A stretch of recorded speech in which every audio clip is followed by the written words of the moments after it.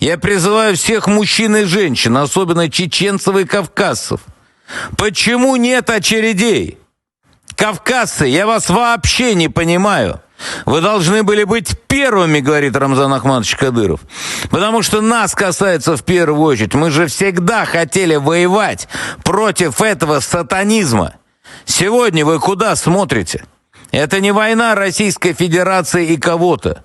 Это война между поклонниками сатанизма и христианами и мусульманами.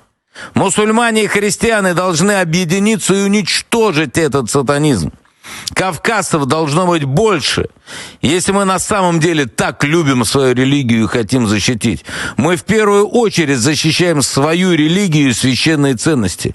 Вы куда смотрите, кавказцы и чеченцы? Кавказцы, мне просто стыдно за нас.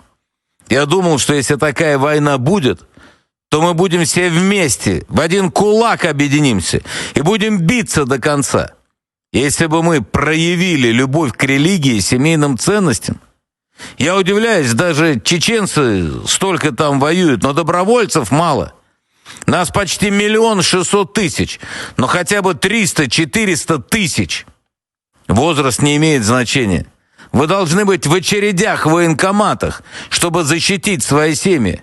Что ты говоришь семьям? Почему ты сидишь дома? Тебе скажет сын.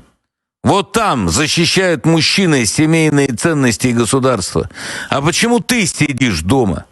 Они воевали и погибали. Почему ты сидел дома? Эй, вы, кавказцы! Или сбрейте бороду, или проявите